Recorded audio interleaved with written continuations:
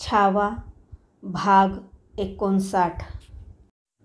मावळ्यांची होऊ घातलेली राजधानी म्हणून रायगड सजावटीला निघाला. दरबारी चौक, बालेकिल्ल्याचे खासे महाल, ऐनेबंदीसाठी हिरोजी इंदलकर, आबाजी अर्जोजी गिरजोजी यादव यांनी हाती घेतले. शिलावट छिन्या घुमवू लागले. ठोका ठोका ताल धरू लागला. राजा शिवछत्रपती. सुतार, सोनार, लोहार, कहार, मांग, महार झाडून सारे आघाडीने कामावर पडले.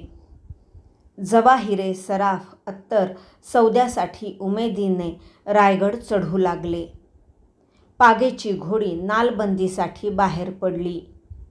प्रांत परगण्यांतून कबाडीच्या बैलांनी फेसाटत वाहून आणलेली धान्याची आणि मिठाची पोती अंबारखान्यात आबादान होऊ लागली. गडावरच्या मंदिरातील मूर्तीवर वज्रलेप चढू लागले. लाल फासबंदांच्या थैल्या कमरशेल्यात खुपसून थैलीस्वार गड उतरू लागले. बहिर्जी, कर्माजी, विश्वास यांची खबरगीर पथके खांद्यावरची रामोशी कांबळी सावरत मुलुखभरच्या खबरा उचलू लागली. 18 कारखाने गजबजून उठले. चांदीची कडी भरलेले मर्दाने हात आणि कोपराभर चुडा भरलेले जनानी हात स्वतःला हरवून एक नामी मनसुबा उभा करण्यासाठी झटू लागले. ओतकामात तरबेज असलेल्या रामजी दत्तोने राजांच्या हस्ते श्रीफळ वाढवून सिंहासन घडाईच्या कामाला हात घातला. रामजीला माहीत होते, तो एका मावळी रामचंद्राचे राजआसन घडविणार आहे. 32 मन भराचे, झळझळत्या 52 कशी सुवर्णाचे.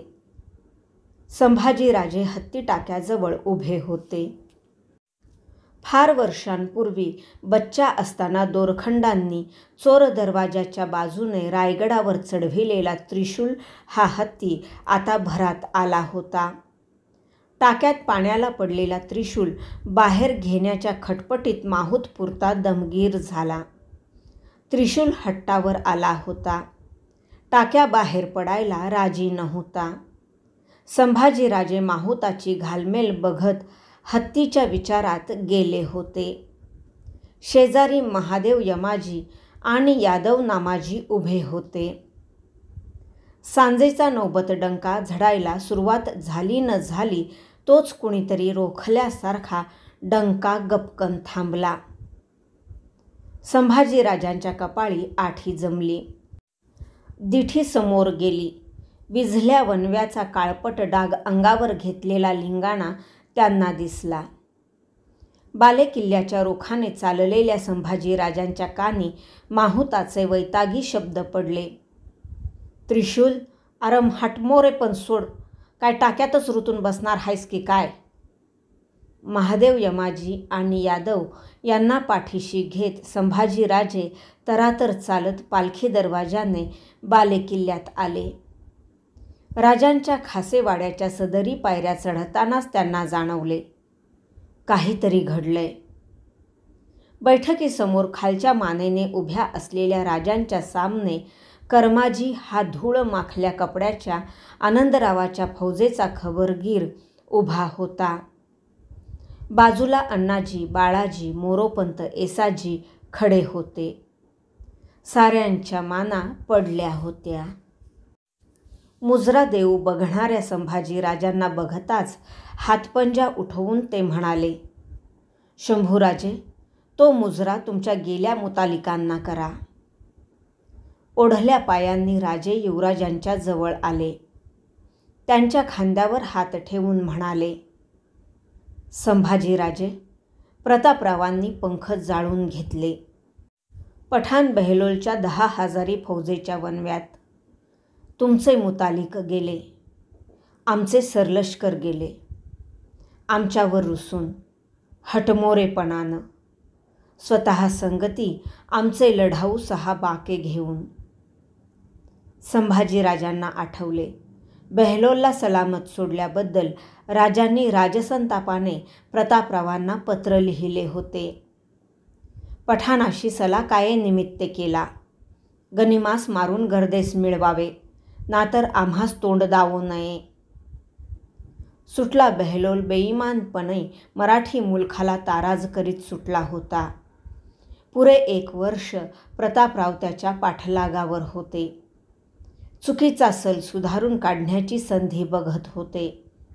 बहलोल बंदिस्त होता. राजे तख्ती बसणार ही खबर प्रतापरावांना लागली.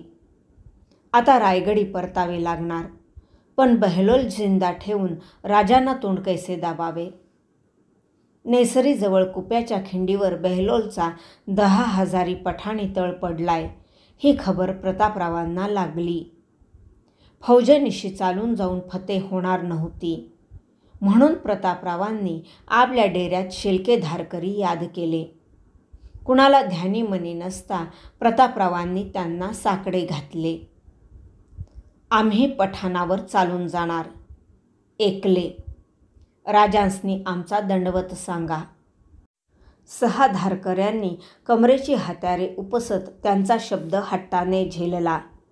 सरलष्कर, जिथं तुम्ही तिथं आम्ही. आणि महाशिवरात्रीच्या दिवशी घोड्यांवर मांड घेतलेले प्रतापराव नंगी तलवार हाती नाचवीत हर हर महादेव गरजत बेभान उधळले, 6 घोडाईत पाठीशी घेऊन. ते वेडे 7 पक्षी 10,000 फौजेवर झडप घालण्यासाठी गेले ते परतलेच नाहीत. 7 कडकडत्या विजा पठाणी फौजेच्या दर्यात कोसळल्या नि विझल्या.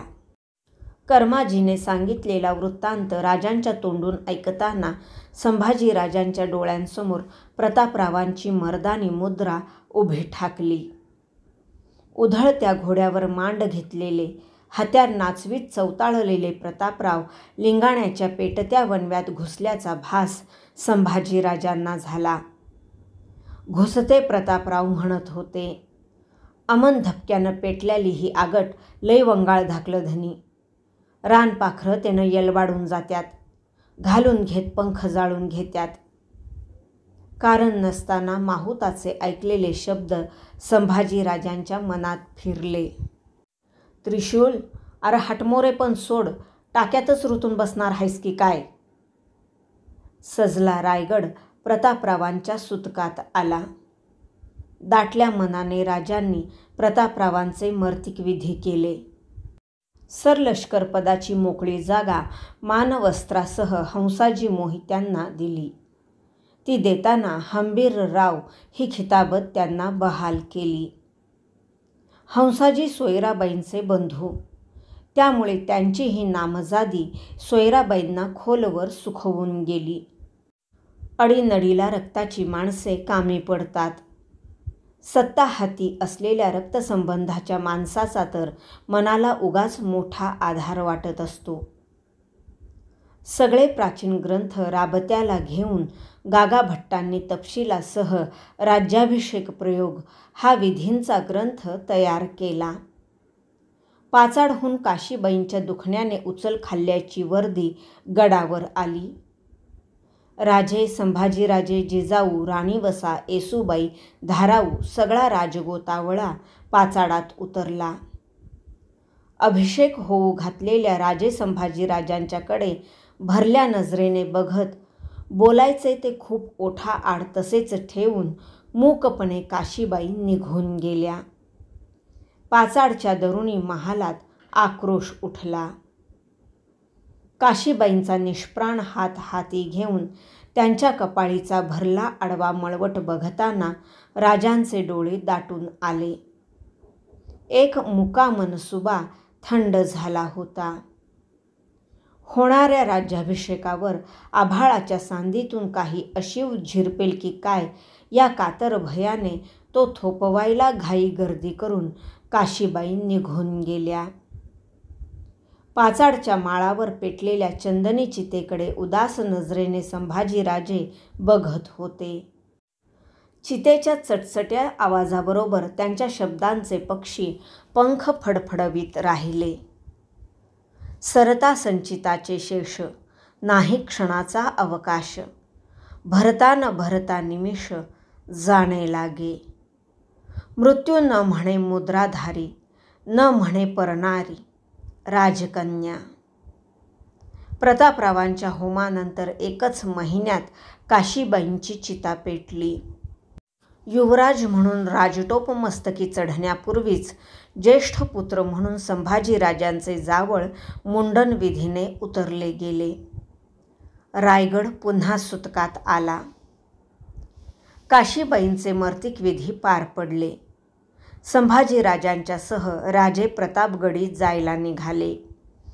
कुलदेवता भवानी आईचे आशीर्वाद घेऊन रामजी दत्तोने बांधलेले 1.25 मणी सुवर्णछत्र तिच्या मस्तकी चढवायला, शिवथर घळीत उतरून समर्थांची पायधूळ घ्यायला. दोघा पितापुत्रांनी जिजाऊंचा निरोप घेऊन निवडक शिबंदीनिशी रायगड सोडला. फुलमाळांनी सजल्या पालखीत वस्त्राच्छादित सुवर्णछत्र ठेवण्यात आले होते. जय भवानी नांदी देत भोयांनी पालखीला खांदे दिले. जगावर छत्र धरणाऱ्या तुळजाभवानीवर छत्र चढविण्यासाठी तिचे भुते चालले होते. उन्हाळी मजला मागे पडल्या.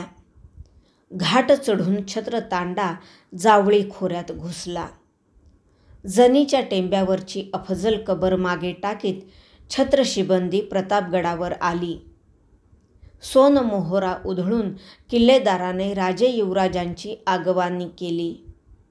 भरल्या मळवटाने सुवासिनींनी निरांजने फिरविली.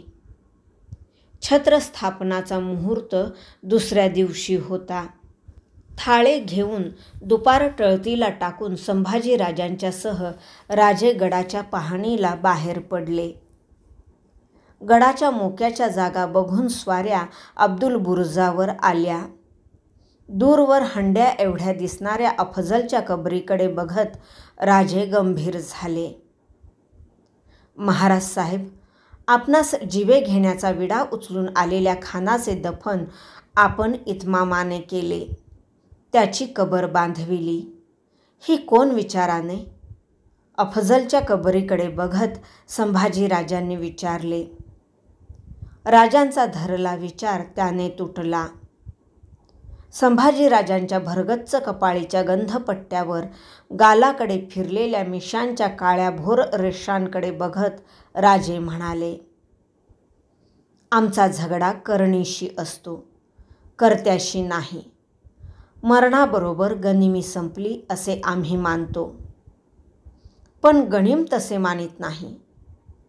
आपल्या गुजरकाकांचा पडला देह मिळाला नाही, त्यांचे दहन झाले नाही. कामी आलेल्या आपल्या माणसांची धडे छावणीच्या कुत्र्यांसमोर टाकली जातील, हे कसे? तो विचार बिनतोड होता. राजे त्याने क्षणभर सुन्न झाल्यागत झाले.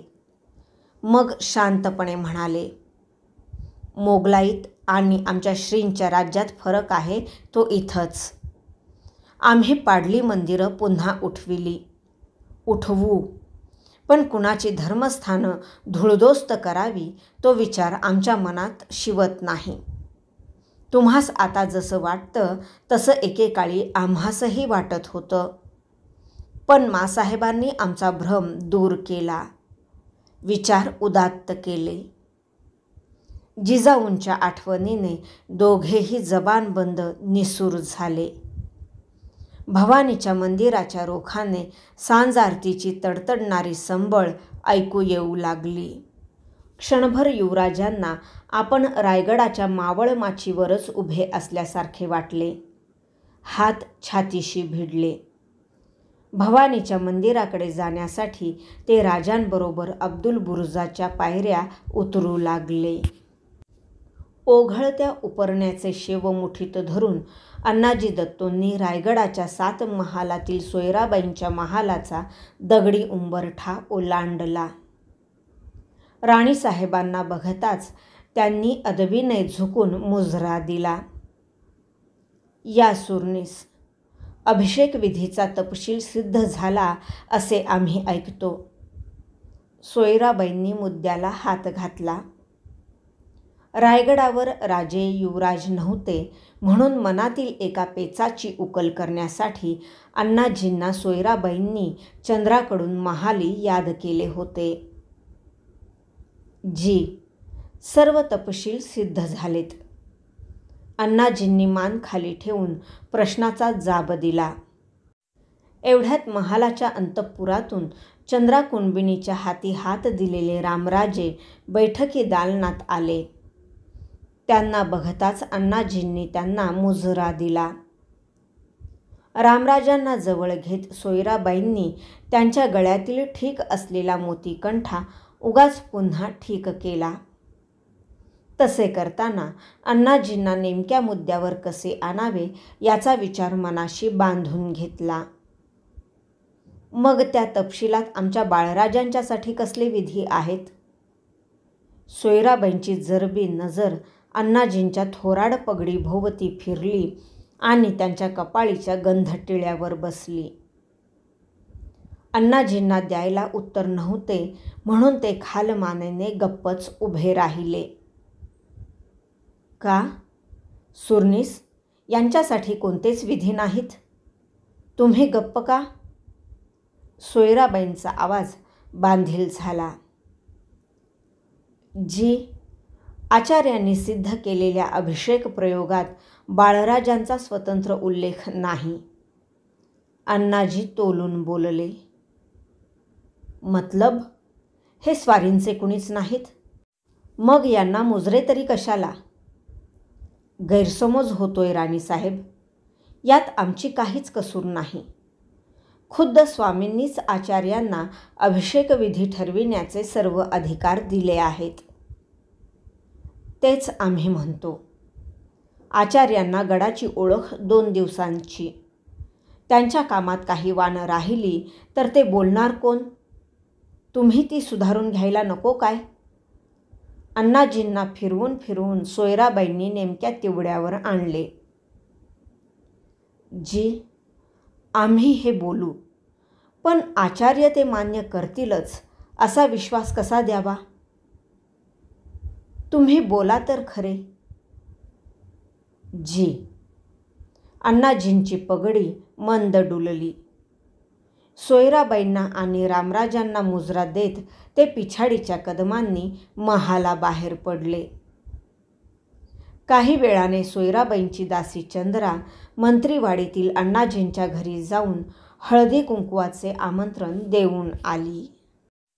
सायंकाळी महाली आलेल्या अण्णाजींच्या कबिल्याची सोयराबाईंनी खण शालूवर मोतीबंद नथ ठेवून ओटी भरली आणि ती भरत असताना त्या हसून म्हणाल्या, आपल्या माणसांचा असा राबता असला म्हणजे मनास बरं वाटतं. भाग 59 समाप्त.